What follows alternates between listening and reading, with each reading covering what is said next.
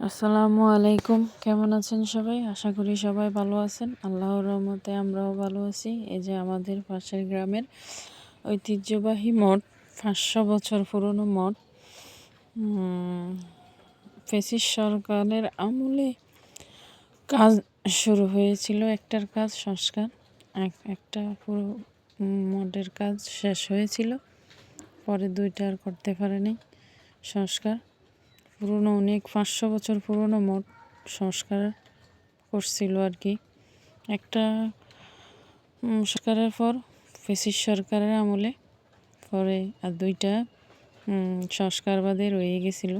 তারপরও অনেক দর্শনার্থী আসে, দেখে ৫০০ বছর পুরনো এই মঠটাকে। তা যেহেতু আমাদের পাশের গ্রামেই, এই জন্য আমরাও গেলাম দেখতে। আমার বড় ছেলে, আমি, আমার হাজব্যান্ড সহ গেলাম ৫০০ বছর পুরনো মঠ দেখতে। আমাদের বাড়ির কাছে থাকা সত্ত্বেও কিন্তু আমরা তেমন একটা বেশি যাই না, আর দেখিও না। এখন গেলাম এই যে দেখতে। দেখি যে অনেক মানুষ আসে, দেখে, ছবি তোলে। এই মঠের অনেক ইতিহাস আছে। ইতিহাস জানলে অনেক ভয়ঙ্কর ইতিহাস আর কি। মানে আগে আমাদের দাদা দাদির কাছ থেকে শুনছি, যা অনেক অত্যাচারী রাজা ছিল, অনেক হিন্দু, কিন্তু ওনারা মুসলমানের উপরে অনেক অত্যাচার করত।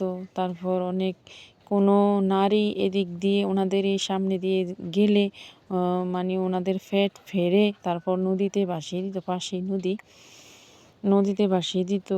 তারপর আপনার এখানে অনেক দরবার শরীফ বলে, যে এখানে ওরা নিজেরাই দরবার ডাকতো, দরবার ডেকে মানুষের উপর অনেক অত্যাচার জুলুম করত।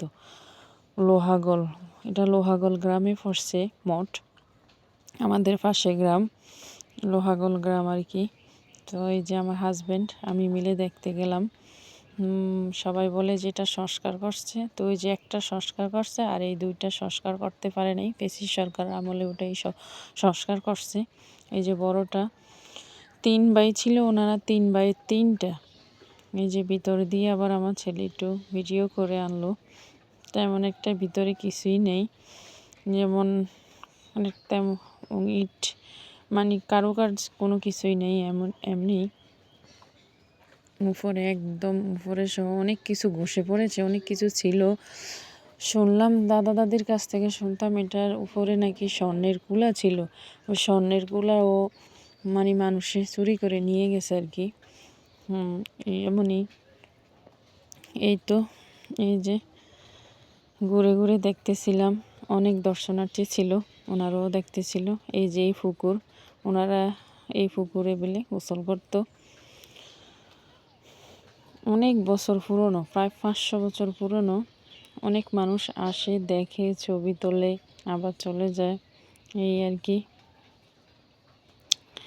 এই তো এই যে 3টা, ওই যে প্রথম বড়টা বড় ভাইয়ের, মেজোটা মেজো ভাইয়ের, আর ছোটটা ছোট ভাইয়ের। ওনারা 3 ভাই ছিল, কিন্তু ওনাদের আমলে খুব মানুষ অত্যাচারিত হতো আর কি। মানুষকে নির্যাতন করত। ওনারা রাজা হিন্দু ছিল, কিন্তু ওনারা মানুষের উপর অনেক অত্যাচার করত। এই জন্য ওনাদের কোনো বংশই নেই, একদম বংশ নির্বংশ হয়ে গেছে।